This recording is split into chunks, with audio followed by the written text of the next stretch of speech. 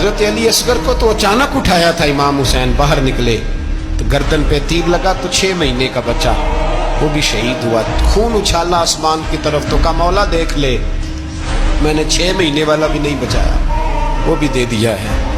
پھر حضرت عباس کو بیٹیوں نے کہا کہ اب نہ، کچھ کہتے ہیں پہلے شہید ہوئے، کچھ نے لکھا بعد میں، اب ہم سے پانی کے بغیر نہیں رہا جاتا، تو جناب عباس پانی کا مشکیزہ لے کے نکلے باہر، ایک ہاتھ کٹا، دوسرے پہ مشکیزہ وہ بھی کٹا، پھر پانی تو بھر لیا تھا لا نہ سکے، پھر گردن کٹی تو شہید ہوئے۔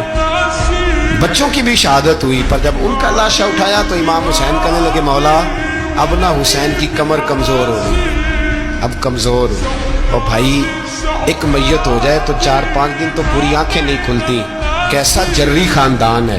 تھوڑی دیر گزری تو امام علی مقام نے پٹکا باندھا، سر پہ دستار باندھی، مولا علی کی تلوار پکڑی، نبی پاک کا امامہ باندھا اور گھوڑے پہ سوار ہوئے تو کہنے لگے زینب گھر تیرے حوالے اور میں اللہ کے حوالے، گھر تیرے حوالے اور میں، اور پھر امام حسین نکلے، امام علی مقام نکلے۔ کہتے ہیں کہ یہ جلوہ پہلے بھی بڑے سونے تھے، پر آج جو رنگ دیکھا وہ کبھی نہیں دیکھا۔ کیا انداز تھا، جدھر جاتے نعرہ لگاتے تو حد ہو جاتے۔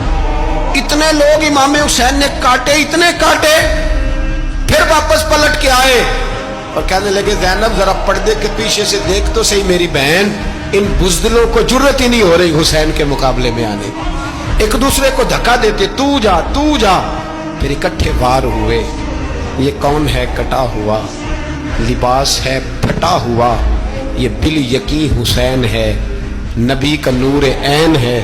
پھر چاروں جانب سے تیر برسے تو امام علی مقام چونکہ نماز کا وقت ہو گیا تھا، اترے گھوڑے سے، خون بہ رہا تھا، گرم ترین ریت سے تیمم کیا، سر سجدے میں رکھا، اور جب شمر آپ کی گردن کاٹنے لگا تو کہنے لگے ٹھہر جا ذرا رب سے ایک بات کر لینے دے۔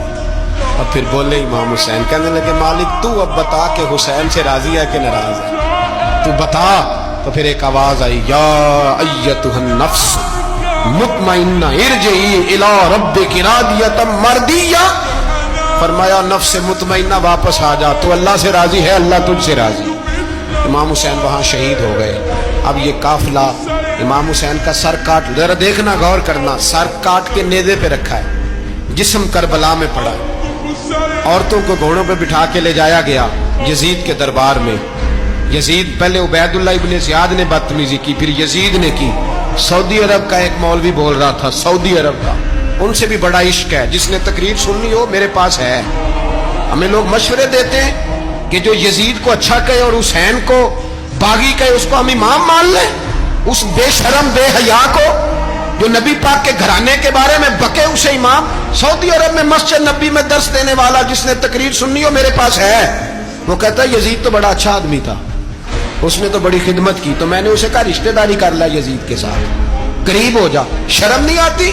آج بھی نبی پاک کا دل دکھاتے ہو، حیا نہیں آتی، خیال نہیں آتا؟ اور لوگ گھر میں بیٹھ کے باتیں کرتے ہیں، کہتے ہیں جی جو بیت اللہ میں ہو وہ بھی برا ہو سکتا ہے۔ بیت اللہ میں تو 360 بت بھی تھے، وہ اچھے تھے۔ مدینے میں تو 360 منافق بھی رہے، پوری سورہ منافقون نازل ہوئی، وہ اچھے تھے۔ عجیب تماشا بنا دیا لوگوں نے مذہب کا۔ وہ آج بک رہا ہے، آج میرے پاس ویڈیو آئی ہے، کہتا ہے یزید نے تو بڑی خدمت، تو عبید اللہ ابن زیاد نے قتل کیا۔ بے شرمو، اگر عبید اللہ ابن زیاد نے بھی قتل کیا تھا تو حکومت کس کی تھی؟ بولے، بول کے بتائیں۔